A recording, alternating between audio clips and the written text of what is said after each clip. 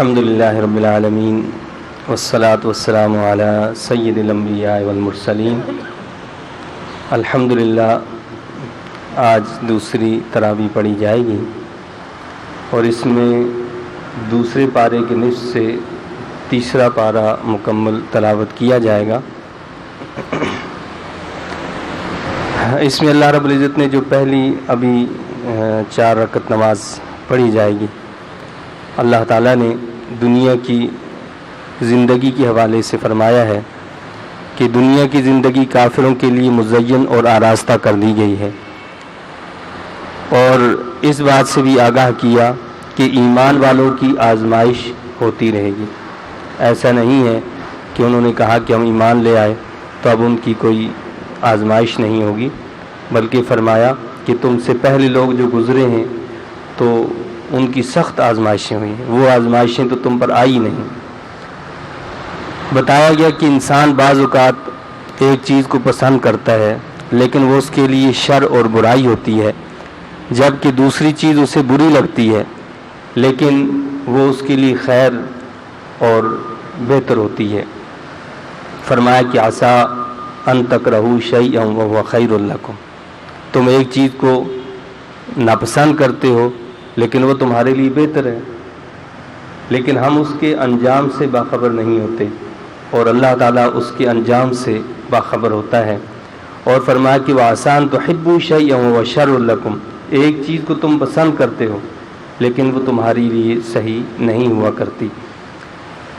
فساد کے بارے میں فرمایا کہ قتل سے بھی سخت تر ہے۔ شراب اور جوئے کے بارے میں فرمایا کہ یہ بڑا گناہ ہے، اسم کبیر۔ مشرک عورتوں سے نکاح کرنے کو اللہ نے ناجائز قرار دیا اور مشرک مردوں سے مومنہ عورت کا نکاح بھی ممنوع قرار دیا گیا۔ یعنی نہ صرف یہ کہ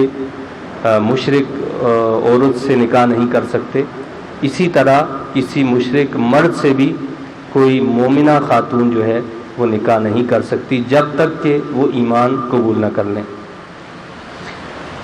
اسی سورہ مقدسہ میں آگے ماہواری کے احکام دیے گئے ہیں، آگاہ کیا کہ ان ایام میں شوہر اپنی بیوی سے دور رہے، اور پھر احکام ایلا کو بیان کیا۔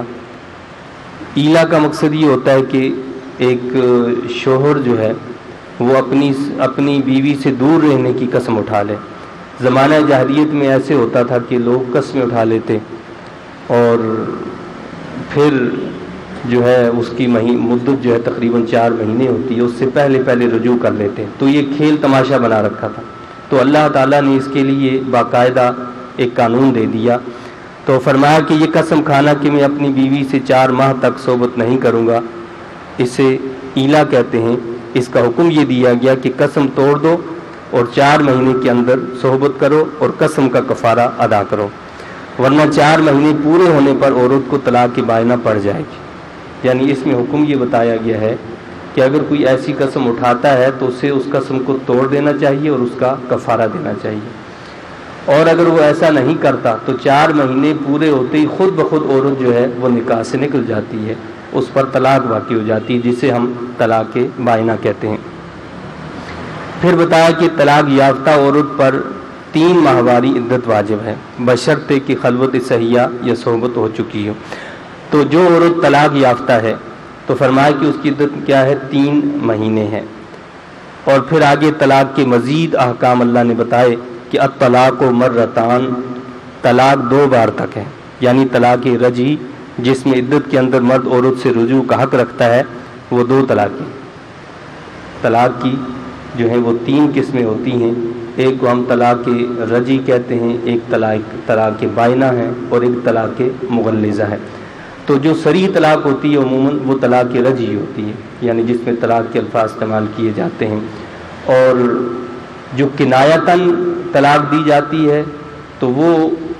کنایتاً دی جانے والی طلاق جو ہوتی ہے وہ اکثر جو ہوتی ہے وہ بائنہ ہی ہوتی ہے۔ یعنی بائنہ کا مطلب یہ ہوتا ہے کہ عورت فوری طور پر نکاح سے خارج ہو جاتی ہے، اور اب اگر وہ میاں بیوی دوبارہ زندگی ایک ساتھ گزارنا چاہتے ہیں تو جدید نکاح کی ضرورت ہوتی ہے، جبکہ طلاق رجعی میں عدت کے اندر جو ہے مرد وہ رجوع کر سکتا ہے۔ تو بتایا یہ گیا کہ طلاق رجعی سری ہوتی ہے، اور طلاق کی کنایہ اکثر جو ہوتی ہے وہ بائنہ ہوتی ہے، جس میں دوبارہ نکاح کرنا پڑتا ہے۔ فرمایا کہ لا یحل لکم ان تاخذوا مما آتیتموہن شیئا، تمہارے لیے یہ جائز نہیں ہے کہ جو کچھ عورتوں کو دے چکے ہو اس میں سے کچھ واپس لو۔ ہمارے معاشرے کی یہ بھی ایک بہت بڑی بلا ہے اور مشکل اور مصیبت ہے کہ جب کہیں ایسا واقعہ رونما ہو جاتا ہے، یعنی کسی عورت کو طلاق دے دی جاتی ہے، تو وہ ساری چیزیں جو ہیں وہ جو دی تھیں وہ لے لی جاتی ہیں، اور اس طرح کے مختلف جو ہے معاملات ہوتے ہیں، جبکہ اللہ تعالیٰ نے اس چیز سے منع کیا ہے کہ جب تم ایک مرتبہ ایک چیز دے چکے ہو، اور حدیث شریف میں بھی آیا ہے کہ کسی کو کوئی چیز دینے کے بعد اس سے واپس لینا ایسے ہے جیسے تھوک کر چاٹ لینا، آپ تھوکیں اور تھوک کر چاٹ لیں، اس کو کوئی پسند کرتا ہے؟ تو اللہ نے منع فرمایا کہ جو چیز تم نے دے دی ایک مرتبہ، تحفتاً ہدیتاً، کسی طریقے سے ہبہ کر دی، اب آپ اس کو کہو گے جی نہیں جی اب یہ مجھے یہ بھی واپس دیا جائے، فلاں بھی واپس دیا جائے، یہ ہماری چیز ہے، ہماری چیز جب تھی تو وہ آپ کے پاس تھی، جب آپ نے کسی کو دے دی تو وہ اس کی ہوگی، تو لہٰذا اس سے اللہ تعالیٰ نے روکا ہے، منع فرمایا ہے۔ اب اگلا مسئلہ یہ بتایا گیا کہ اگر عورت جو ہے اس کو شوہر نے تنگ کر دیا ہو اور وہ کیا کرے، یعنی مرد تو یہ کیا اس نے طلاق دے دی، وہ طلاق دے دیتا ہے، تو عورت کیا کرے؟ اللہ تعالیٰ نے اس کا بھی طریقہ بتایا ہے کہ اگر کوئی شوہر کوئی مرد ایسا ہے کہ جو عورت کو بہت زیادہ تنگ کرتا ہے اور وہ عورت جو ہے پریشان ہے، اس کے ساتھ گزارا نہیں کر سکتی ہے، تو رب کائنات نے فرمایا کہ اس کا طریقہ کھلا ہے۔ فرمایا کہ فلا جناح علیہما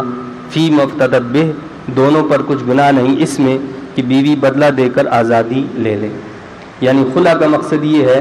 کہ عورت جو ہوتی ہے اس کا جو مہر ہوتا ہے وہ اس کو معاف کر دے اور اس کے بدلے میں خلا لے لے، لیکن خلا میں عورت کا کام فدیہ دینا ہوتا ہے، یعنی عورت جو بدلہ دیتی ہے کہ بھائی یہ جو مہر ہے یہ لے لو اور اس کے بدلے میں مجھے طلاق دے دو۔ طلاق مرد ہی دے گا، نہ کہ حاکم یا عورت خلا میں طلاق کے بائنہ واقع ہو جاتی ہے، یعنی مقصد یہ ہے کہ طلاق جو ہوتی ہے پھر بھی وہ مرد کی طرف سے ہوتی ہے، حاکم وقت طلاق نہیں دے سکتا، اور نہ عورت کا فدیہ جو ہوتا ہے وہ کوئی طلاق بن جاتا ہے، ایسا نہیں ہوتا۔ یعنی عموماً ہمارے معاشرے میں کیا ہوتا ہے کہ ہم کورٹ میں چلے جاتے ہیں،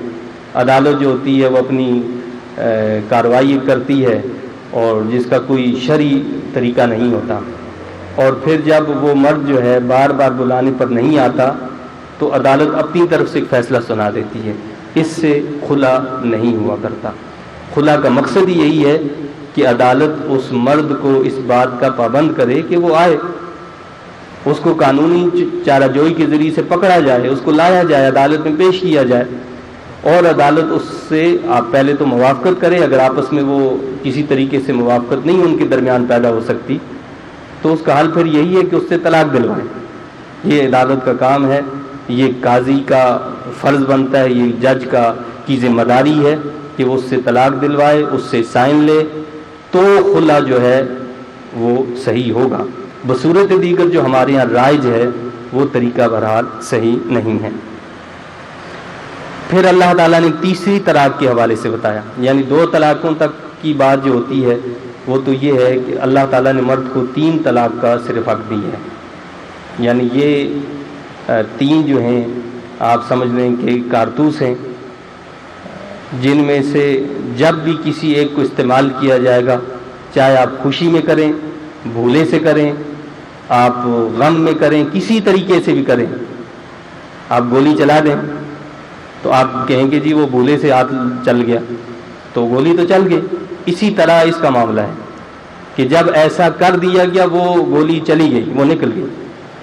اگر ایک مرتبہ کسی نے یہ الفاظ ادا کر دیے تو اس کے پاس 2 کا حق رہ گیا،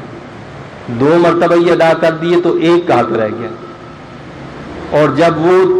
تیسرا حق جب بھی استعمال کیا جائے گا تو فنش ہو جائے گا سارا معاملہ نا۔ تو اللہ تعالیٰ نے یہاں اس حوالے سے بتایا ہے کہ طلاق جو ہوتی ہے اگر کوئی شخص 1 طلاق دے دیتا ہے تو اس کو رجوع کا حق ہے، یعنی 3 ماہواری کے اندر وہ شخص جو ہے اپنی بیوی سے رجوع کر سکتا ہے، اس میں کسی نئے نکاح کی ضرورت کچھ اور معاملہ نہیں ہے، وہ آپس میں رجوع کر سکتے ہیں، وہ کہہ سکتا ہے کہ جی میں نے غلط کیا، اس قسم کے کلمات جو بھی الفاظ ہیں وہ ادا کر سکتے ہیں۔ اور اسی طرح اگر اس نے ایک اور طلاق بھی دے دی تو وہ اسی طرح کہہ سکتا ہے۔ دوسری صورت یہ کہ اگر اس کو بائنہ ہو گئی ہے، جسے ہم کنایا کہتے ہیں، کنایتاً عموماً جو طلاق دی جاتی ہے، کنایتاً کا مقصد یہ ہوتا ہے ہم ان چیزوں کا لحاظ نہیں کرتے، ہمارے معاشرے کے اندر ایک بہت بڑا وبال ہے۔ وہ کیا ہے کہ ایک شخص جو ہے وہ کہتا ہے دفع ہو جا، چلی جا، اپنے میکے چلی جا، اپنے فلاں چلی جا، یہ ہو جائے، یہ سارے کنایا کے طلاق کے الفاظ کہلاتے ہیں۔ یعنی ان کا مقصد یہ ہے کہ اگر ان میں نیت طلاق کی تھی تو جتنی طلاق کی نیت تھی اتنی طلاقیں واقع ہو جائیں گی۔ ہمارے معاشرے کا عام رواج ہے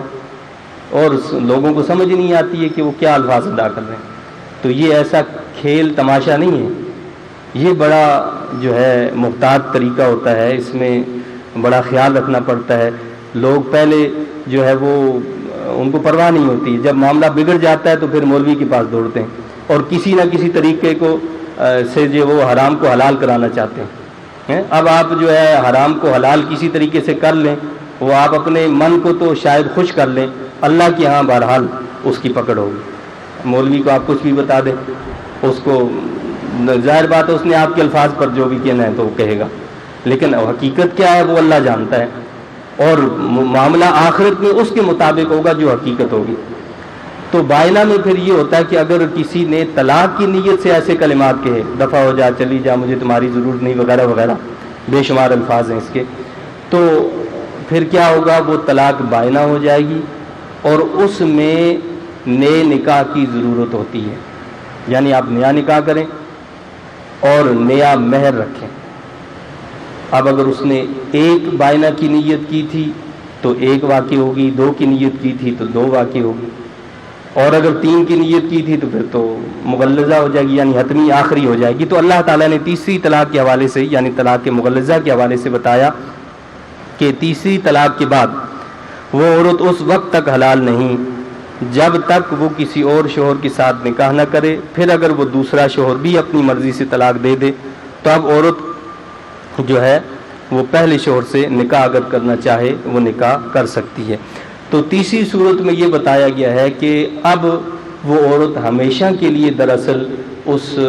مرد سے جو ہے وہ دور ہو جاتی ہے، اور ان کے لیے کوئی ایسا طریقہ نہیں ہے کہ جس سے یہ دوبارہ جمع ہو سکیں، سوائے اس کے کہ عدت گزرنے کے بعد وہ عورت پھر اپنی مرضی سے کہیں شادی کر لے، اور اگر پھر وہاں سے بھی خدا نخواستہ اس کو طلاق ہو جائے، وہاں بھی طلاق ہو جائے اور اس کے بعد اس کی عدت بھی گزار دے، اب اگر یہ پہلے شوہر سے دوبارہ جو ہے نکاح کرنا چاہے تو نکاح کر سکتی ہے، بصورت دیگر نکاح نہیں ہو سکتا۔ ہمارے اس حوالے سے بھی بڑی افراد و تفریق پائی جاتی ہے۔ تو وہ جو سلسلہ ہے اسے اللہ کے رسول صلی اللہ علیہ وسلم نے بے حیائی سے منسوخ کیا ہے، اور ایسے فعل کرنے والے لوگوں پر لعنت بھیجی ہے اللہ کے رسول صلی اللہ علیہ وسلم نے۔ اللہ تعالیٰ سے دعا و التجا ہے کہ اللہ تعالیٰ ہمیں ان تعلیمات کی سمجھ عطا فرمائے اور ان کے مطابق عمل کی توفیق نصیب فرمائے۔ آمین۔ وآخر دعوانا ان الحمد للہ رب العالمین۔